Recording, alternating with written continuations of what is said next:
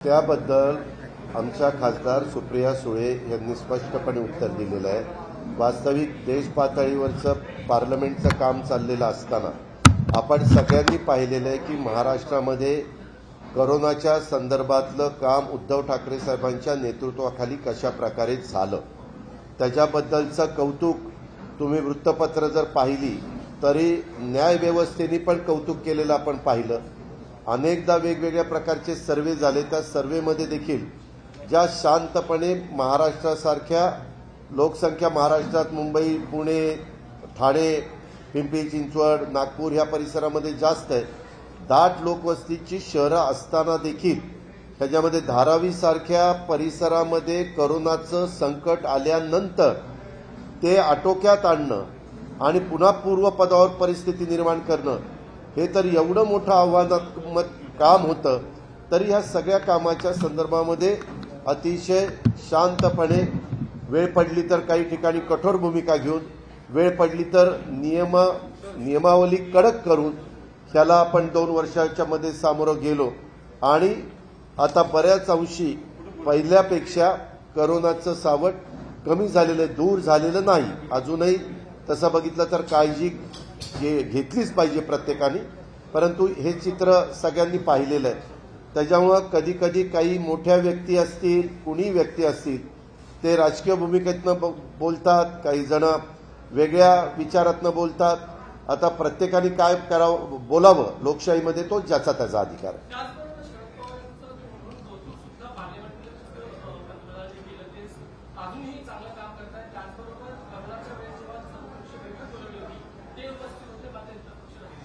ठीक आहे, त्यांना जे योग्य, आता त्यांनी काय बोलावं हा त्यांचा अधिकार आहे। पवार साहेबांचं तर आपण सगळ्या महाराष्ट्राने नाही भारत देशाने बघितलेलं आहे, ज्या ज्या वेळेस अशा प्रकारची संकटं येतात त्या त्यावेळेस पवार साहेब त्या संकटामधून मार्ग काढण्याच्या करता जनतेच्या पाठीशी उभं राहणं, जनतेला एक सपोर्ट करणं, जनतेला एक मार्गदर्शन करणं आणि जनतेला त्याच्यातनं योग्य पद्धतीचा सल्ला देणं, ह्या पद्धतीची कामं गेले अनेक वर्ष पवारसाहेब करतच आलेले आहेत। साहेबांचं मी जवळनं बघितलेलं आहे की पवारसाहेब अशा प्रकारची संकटं येतात त्यावेळेस राजकीय जोडे बाजूला ठेवून, त्याच्यामध्ये कुणाचंही सरकार असलं तरी आता तो अडचणीतला माणूस आहे, त्याला मदत झाली पाहिजे, अशा प्रकारची पवारसाहेबांची भूमिका असते आणि ते सर्व श्रुत आहे, सगळ्यांना माहिती आहे। त्याच्याकरता कदाचित त्यांनी त्या गोष्टीचा उल्लेख केला असावा।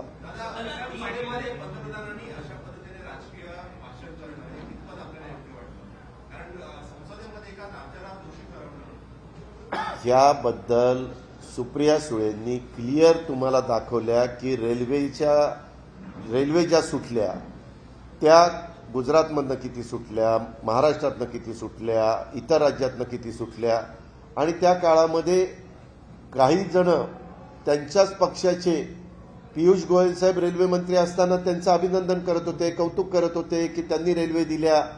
जर रेल्वे दिल्या नसत्या तर लोकांना बाहेर जाण्याला अडचणी आल्या असत्या, तरी आपण त्यावेळेस बसेसनी त्यांना पाठवलं, त्यावेळेस आपण एसटीने पाठवलं। आपण का पाठवलं? खरं तर आपण त्यांना तिथं जेवणाची व्यवस्था करून देऊ शकत होतो, दिलेली होती। धान्य मोफतच केंद्र सरकारने दिलेलं होतं, मी मान्यच करतो, जे त्यांनी मोफत दिलं होतं उभ्या भारताला दिलेलं होतं, त्याच्यामुळं मोफत धान्य ज्याला त्याला देण्याची व्यवस्था होती, तिथंही कुठं अडचण नव्हती। पण ते ज्या भागातले मजूर होते तिथले आई वडील त्यांना म्हणत होते की काय वाटेल ते करा, निघा। आणि आपण पत्रकार मित्रांनो सुरुवातीचा काळ बघितला, लोक कशाचाच विचार न करता चालत निघाले, त्यांची लहान मुलं चालत निघाली आणि हे शेवटी आपल्याला बघून बरं त्यांना थांबवता पण येईना, थांबवायचं म्हटलं तर ते ऐकत नव्हते, कारण त्यांचा अधिकार आहे, त्यांनी कुठं जावं ते। शेवटी मग त्याच्यामध्ये आपण एसटी बसेस दिल्या, एसटी बसेस दिल्यानंतर हे सगळं चित्र उभा भारत देश बघत होता, काय फक्त महाराष्ट्रातच घडत होतं असं नाही। ज्या ज्या भागामध्ये बाहेरच्या राज्यातला मजूर कामाच्या निमित्तानं तिथं जातो आणि पोटाची खळगी भरत असतो, स्वतःचं उपजीविकेचं साधन निर्माण करत असतो, स्वतःच्या गावाकडे पैसे पाठवत असतो आईवडिलांना, त्या प्रकारे ती कामं करत असताना त्या सगळ्याच राज्यातनं हा मजूर बाहेर जात असताना त्या ठिकाणी आपण पाहिला।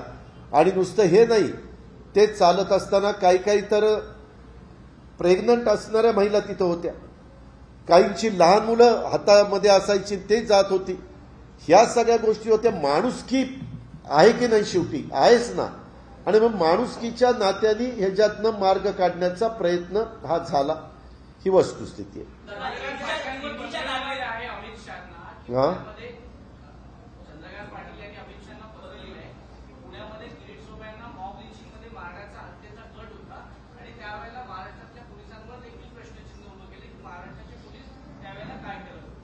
माझ्या माहितीप्रमाणे दिल्लीची टीम पुण्यामध्ये येऊन पुण्याच्या पोलीस ऑफिसरांच्या बरोबर, वरिष्ठ अधिकाऱ्यांच्या बरोबर त्यांनी चर्चा त्या ठिकाणी केली. काय घडलं, कसं घडलं, वस्तुस्थिती काय आहे, हे सगळं त्याच्याबद्दलची त्यांनी चर्चा केली. कुठल्याही देशामध्ये, देशातल्या कुठल्याही भागामध्ये काही घडलं तर त्यात राज्यातल्या पोलिसांची पण जबाबदारी असते. कायदा सुव्यवस्था व्यवस्थित ठेवणं, त्याच्यामध्ये कुणालाही त्रास न होऊन देणं, आणि त्याचबरोबर देश पातळीवरच्या पण गृह विभागाला जर कुणी तक्रार केली तर त्याची पार्लमेंट चालू असताना शहानिशा करणं, वस्तुस्थिती काय समजून घेणं, हा अधिकार प्रत्येकाला आहे. त्या पद्धतीनं त्यांनी केलं.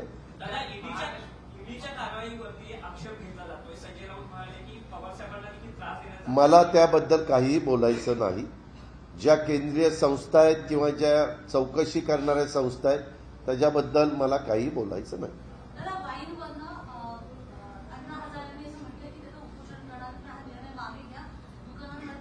माझ्या माहितीप्रमाणे आज का काल का आज बहुतेक एक्साईज डिपार्टमेंटचे काही अधिकारी सन्माननीय अण्णा हजारेंना जाऊन भेटणार होते. ते त्याच्यातली काय वस्तुस्थिती आहे ते त्या ठिकाणी सांगणार होते.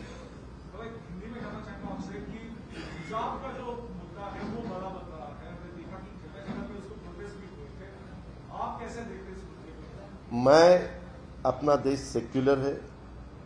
सेक्युलर कंट्री में कैसा हर एक ने बर्ताव करना चाहिए, ये हर एक ने सोचकर आगे जाना चाहिए, ऐसा मेरा क्लियर कहना है.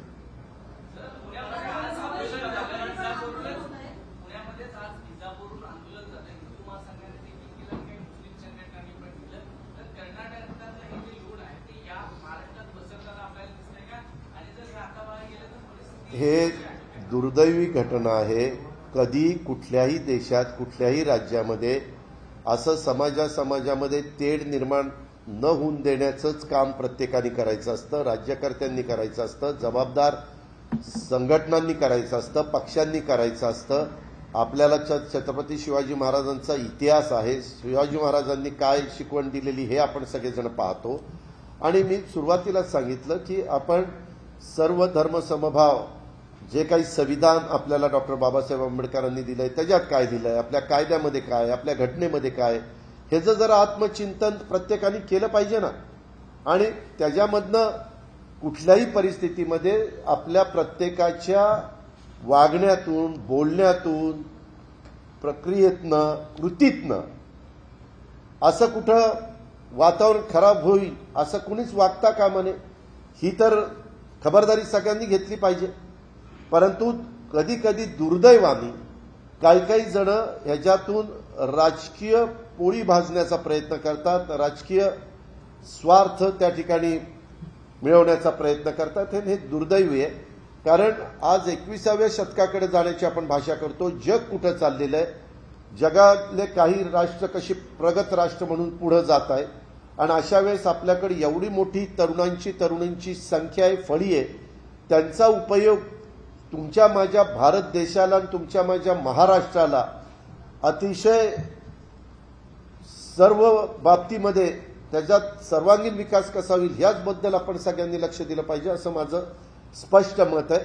पण कुठंतरी कधीतरी अशा प्रकारच्या घटना घडल्या तरी काही क्लिप दाखवायच्या, काही सोशल मीडियाच्या माध्यमातून समाजामध्ये अंतर निर्माण करायचं. एखादी एक जर ट्विट केलं तर त्याच्यावर काउंटर ट्विट काहींनी करण्याचा प्रयत्न करायचा. ह्या ज्या काही गोष्टी आहेत त्या खरोखरीच मनाला वेदना देतात. असं कुणीच कुठल्याही जातीमध्ये, कुठल्याही धर्मामध्ये, कुठल्याही पंथामध्ये असं एकमेकाच्या बद्दल कुठंतरी अशा प्रकारचं विरोध करणं, अशा प्रकारचं एकमेकाला कमी लेखणं, एकमेकाचा अनादर करणं हे आपल्या भारतीय संस्कृतीमध्ये नाहीये आणि संविधानामध्ये पण नाहीये. हे सगळ्यांनी लक्षामध्ये घेतलं पाहिजे, समंजस वागलं पाहिजे असं माझं स्पष्ट मत आहे. मी नेहमी कधी पत्रकार परिषद तसा कमी घेतो, परंतु ज्यावेळेस घेतो त्यावेळेस सांगत असतो की ह्यांनी हा म्हणला तो म्हणला, ते तसलं म्हणण्याच्या पेक्षा, तसलं करण्याच्या पेक्षा आपण काय विकासाचं करू शकतो, विकासाचं काम करत असताना त्याच्यामध्ये कुठं त्रुटी राहिल्या त्या लक्षात आणून दिल्या तर त्यात कशा दुरुस्त करून पुढे जाता येईल हा विचार केला पाहिजे असं माझं स्वतःचं स्पष्ट मत आहे.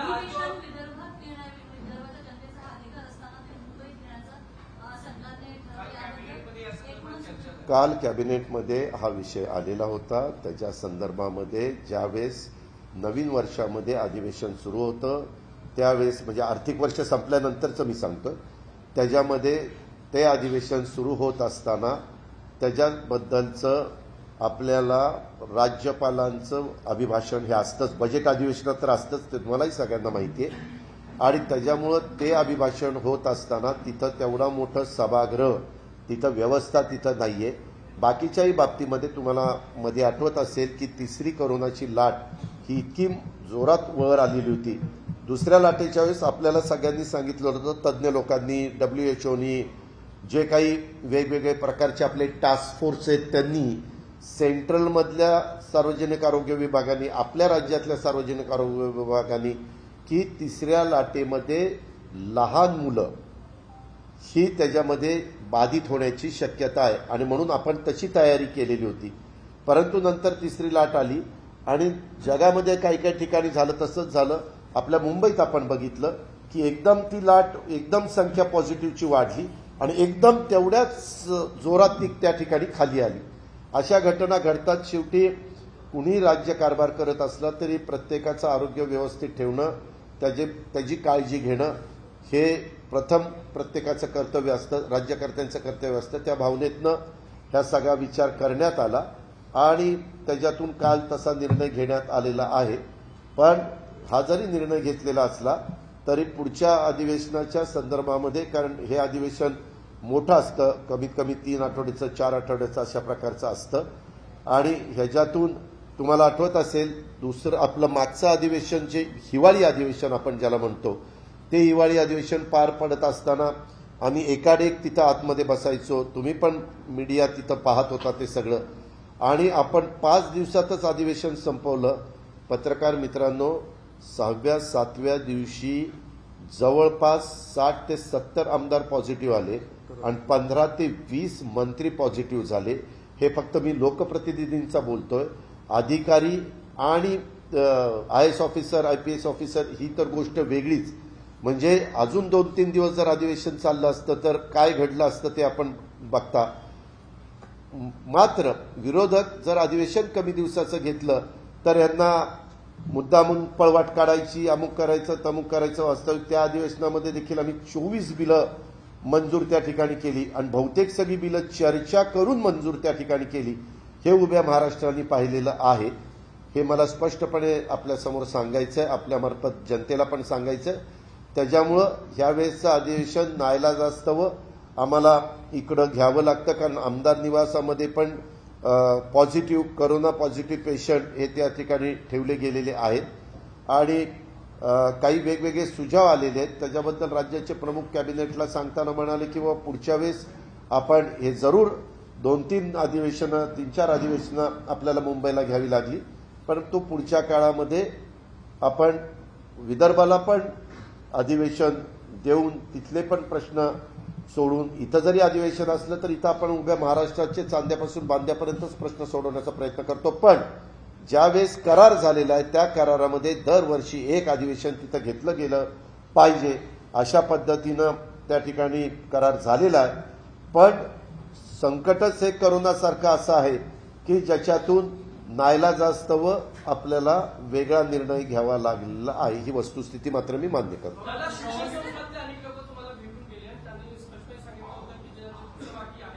हा, शिक्षण संस्था जे चालवतात त्यांनी जी भेट घेतली, सांगितलं की जर पैसे त्यांचे फक्त बाकी नाही मिळाले तर दारू दारूला ते मुलासाठी. मी त्यांना अशी विनंती केली की तुम्ही असं एक तर 2 वर्ष मुलांचं शाळेचं प्रचंड नुकसान झालेलं आहे.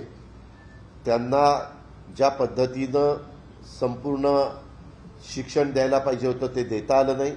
ऑनलाईनमध्ये अनेक काही मर्यादा पडतात, काही काही ठिकाणी कनेक्टिव्हिटी राहत नाही, ही वस्तुस्थिती आहे. आणि त्याच्यातून त्या पिढीचं आपल्याला नुकसान करण्याचा अधिकार कोणी दिलेला नाही. आता कुठंतरी परीक्षा घेण्याची वेळ आलेली आहे. अशा वेळेस तुम्ही कात्रीत पकडू नका. जरूर प्रत्येकाने चर्चा करून चर्चेच्या माध्यमातून प्रश्न सुटू शकतात, त्याच्यातनं आपण मार्ग काढू. पण तुम्ही असं करू नका, कारण लोकांचा समज असावी हे फक्त आपला स्वतःचा विचार करतायत, आमच्या मुलांचा विचार करत नाही. आमच्या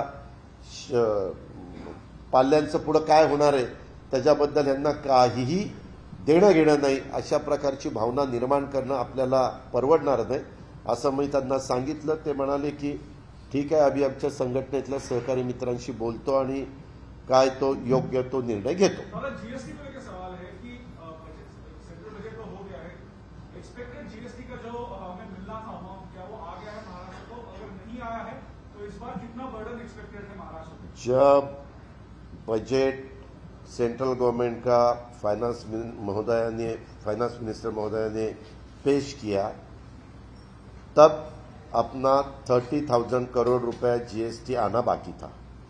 लेकिन इसमें जो अमाउंट है वो कम ज़्यादा होती है. वो देते हैं, लेकिन उनका भी प्रॉब्लम है. कोरोना के कारण उनको जो टैक्स मिलता है उसके ऊपर भी थोड़ा सा उसमें प्रॉब्लम आया है. जितना टैक्स इकट्ठा होना चाहिए उतना टैक्स सेंट्रल को इकट्ठा नहीं हो रहा है.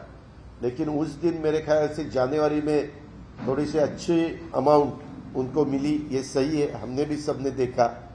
तो देखते हैं, अभी कोरोना थोड़ा कम हो रहा है. ये होने के बाद सिचुएशन ठीक हो सकती है, ऐसा मेरा अंदाज है.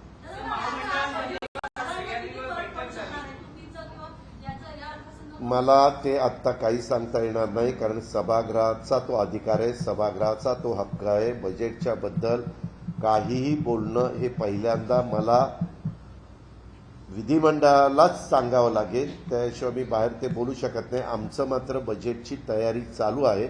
आम्ही मुख्यमंत्र्यांशी चर्चा करतोय, आम्ही आमच्या विभागाशी चर्चा करतोय. मी राज्यातले जेवढे विभाग आहेत त्या सगळ्या मंत्र्यांशी, सचिवांशी, त्यांच्या आयुक्तांशी आम्ही चर्चा प्रत्येकाला वेळ देऊन केलेली आहे. आता बरोबर आज तारीख 10 आहे, म्हणजे आज 1 महिन्यानी बरोबर आपलं राज्याचं बजेट आहे. त्यावेळेस सगळी वस्तुस्थिती पुढे येईल.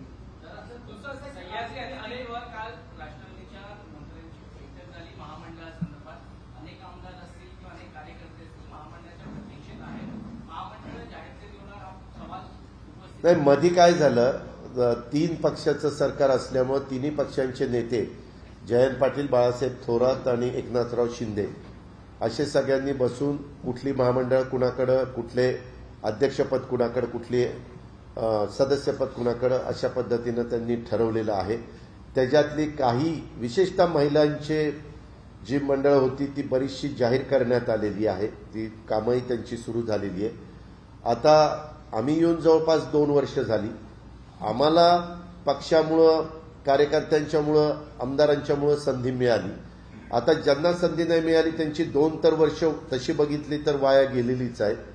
किमान राहिलेल्या काळामध्ये देखील त्यांना संधी मिळाली पाहिजे असं माझं वैयक्तिक त्या ठिकाणी मत आहे. म्हणून काल मी सांगत होतो की बाबा आम्ही आता उद्या मी मुख्यमंत्री एकत्रपणे राष्ट्रपती महोदयांच्या कार्यक्रमाला आहे, त्यावेळेस माझी त्यांची भेट होईल आणि त्याच्यानंतर मी वर्षावर पण जाणार आहे त्यांना भेटायला. मी कालच त्यांना सांगितलं कार्यक्रम संपल्यानंतर मी येतो. तर त्यावेळेस देखील मी ते बोलणार आहे की सीएम साहेब आता फार कार्यकर्त्यांच्या आता सहनशीलतेचा अंत पाहू नये, आता ते लवकर करून टाकावं. थोडं काय 2 पावलं कुणीतरी पुढं मागं व्हावं. फार ज्यावेळेस अशा प्रकारचं कॉलिशन गव्हर्नमेंट चालवायचं असतं त्यावेळेस प्रत्येकाने थोडंसं पुढं मागं सरकण्याची तयारी ठेवून मार्ग काढायचा असतो आणि तशा पद्धतीनं लवकरच मार्ग काढण्याचं काम आम्हाला सगळ्यांच्याकडनं होईल. माझं तर म्हणणं त्याच्यामध्ये असं आहे, ज्यावेळेस आम्ही आणि काँग्रेस दोघंच जण सरकार चालवायचो मागं 15 वर्षाचा काळ मी आपल्याला सांगतो, त्यावेळेस अशा प्रकारचा प्रसंग उद्भवला तर आम्ही कधी कधी काँग्रेसवाल्यांना म्हणायचो किंवा तुमची नावं आलेली असेल तर तेवढीच जाहीर करून टाका आणि बाकीची राष्ट्रवादीची शिफारसीप्रमाणे ते येतील तेव्हा, किंवा राष्ट्रवादीची आली असेल तर ती जाहीर करून टाका, काँग्रेसची नंतर त्या ठिकाणी घ्या. मी आता डीपीसीच्या पण नेमणुका करत असताना बऱ्याच अंशी तसं केलं, किंवा जर कुठल्या एखाद्या पक्षाने त्यांच्या जागा रिक्त ठेवायच्या पण बाकीचं तर डिक्लेअर करून मोकळं व्हायचं आणि तशा पद्धतीनं केल्यावर मग ज्यांचे नावं येत नाही ज्या पक्षाची, त्या पक्षाच्या कार्यकर्त्यांचं पण प्रेशर येतं वरिष्ठांच्यावर, किंवा काहीतरी आता लवकर करा आणि त्याचा फायदा होतो. चंद्रकांत दादा म्हणत होते की कारखाने लाटणे किंवा जमीन लाटणे ही दादाची संस्कृती हे का खरं तर एका महत्वाच्या पक्षाचे ते म्हणजे जो पक्ष केंद्रात सत्तेवर आहे, अनेक राज्यात सत्तेवर आहे, त्या पक्षाचे महाराष्ट्रातले ते अध्यक्ष आहेत. ते स्वतः मंत्री म्हणून, जबाबदार मंत्री म्हणून त्यांनी काम केलेलं आहे. वास्तविक अशा प्रकारचं स्टेटमेंट करत असताना त्याच्यामध्ये काही पुरावा त्यांनी द्यावा.